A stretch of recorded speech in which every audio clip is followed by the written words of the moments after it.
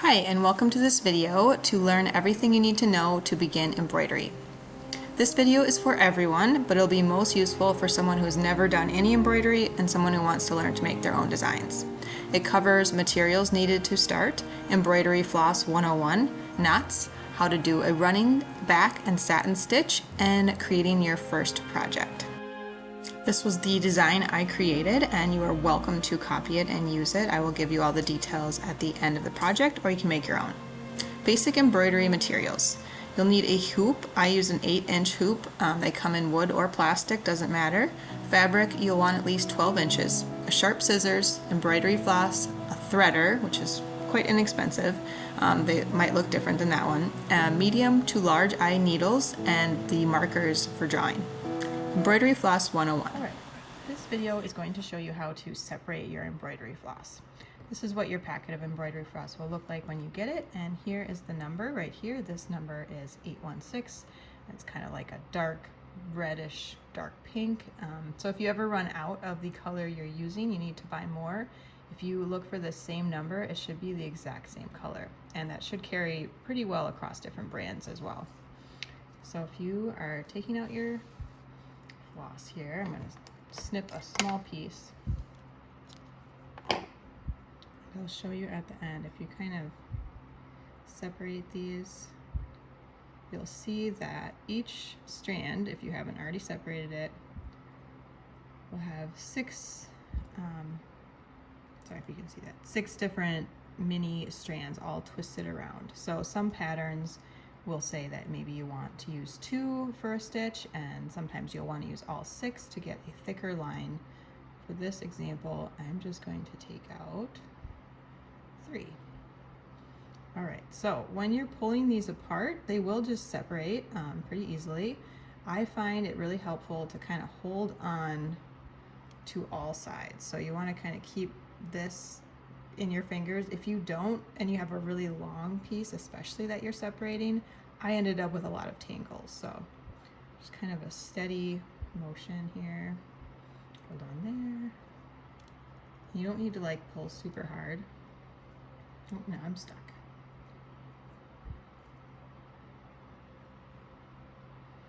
There you go. Now you have 2 of 3 each, and you can work with one of these. Okay, continuing where we left off, I will show you how to thread your needle with a threader. So this is a very inexpensive piece of equipment. This one's just plastic. It kind of has like this little wire. Move that so you can see. And you're just going to insert the wire into your needle eye so that you have this hole here.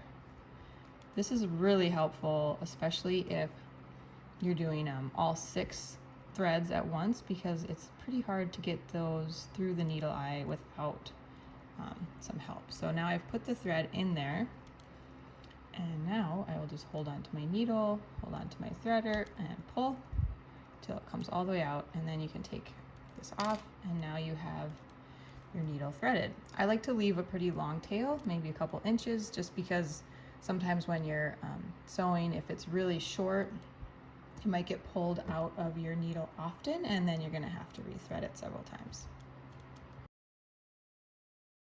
Okay, in this video I will show you how I like to do my knots, both at the beginning of a stitch and at the end. So at the beginning, you're going to want to go to this end piece of your string, the one that is not attached to your needle, and I like to wrap it like this. So you'll see I kind of am holding it up, and then I wrap it around my forefinger, my pointer finger, and now you're going to kind of do like a where you rub your fingers together, and you'll see the string kind of gets into like a knot. So if I hold it out, you can see it's knotted, and now you just kind of hold it. You can adjust it if you want, and there you go. You have a knot at the end of your string. Now, depending on how tightly woven your fabric is, usually this would be fine. This fabric I have can be kind of loosely woven, so sometimes you might need a double knot, but that's not normally the case.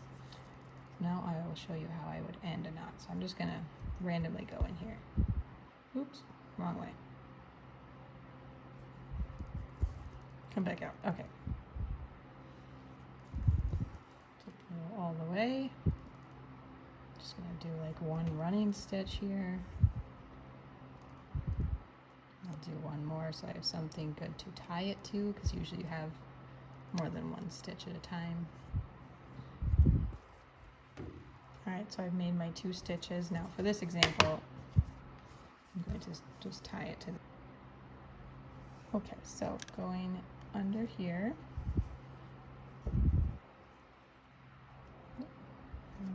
Trouble, it says laying flat.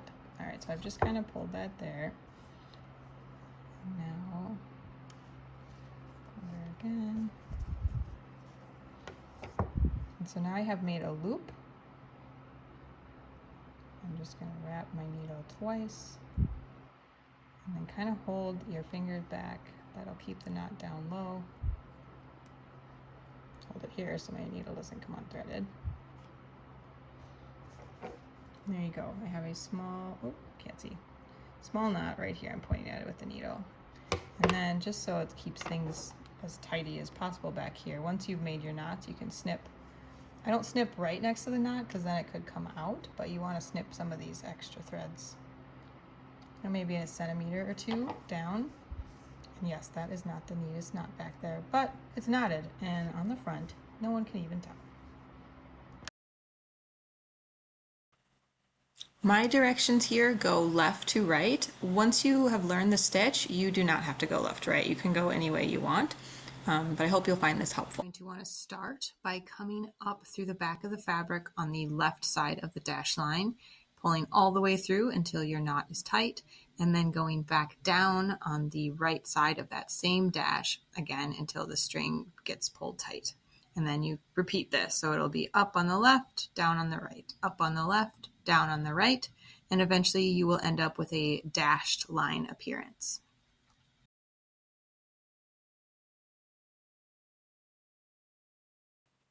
Back stitches are great for borders and lettering as they offer a thick, clear line.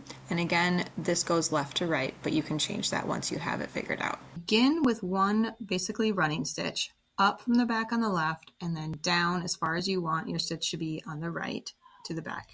Now it's going to be a little different. You're going to go on the back and kind of figure out a spot that's basically the same length as your first stitch and come up on the right side. And then go down on the left side. So you're going back into that same hole that ended your last stitch. And then you're going to repeat that process. So moving over a little bit, coming up on the right, and going down on the left where your last stitch ended. The nice thing about a back stitch is that it's going to create a solid line. So it's good for borders or lettering where you want things to be clear and definitely like seen as one object.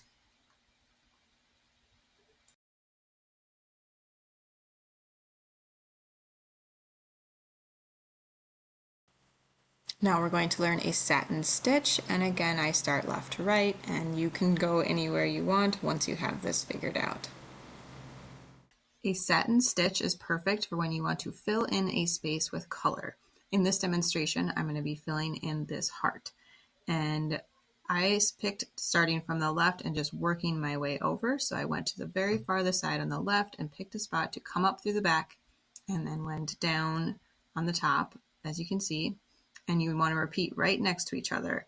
This fabric I was using here had a pretty big like hole pattern, so there's a spot where I will show you where it wasn't quite tight enough and you could see through it, which is about to happen in a second. So here I kind of went back even and filled in another line because I wanted that color to look more dense and not like you could see the canvas from the background in it. So it's a very simple stitch. You can go up and down until you're happy with it, and you can always go back and fill in as you need to. Alright, now that you know 3 different types of stitches, you can draw your design. You do not need to use all 3. For my design with the sunrise over the ocean, I did. For the words and some straight lines, I used a back stitch, and that will be where you put straight lines. So if you draw with a straight line, that's the cue to do a back stitch on it. For running stitches, I did the sun rays and the ocean water, and that will be dashed lines. And lastly, for the satin stitch, I left an empty space. I used heat erasable markers. You can also just use a fine tip Sharpie if you prefer. These are the exact colors that I used for my design I did.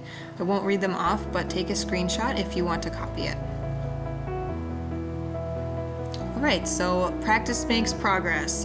Don't shoot for perfection and have fun. I looked at a picture of a real sunrise and then just chose colors I like. I made mistakes and I was ultimately happy with how it turned out. I hope that this video was helpful for you.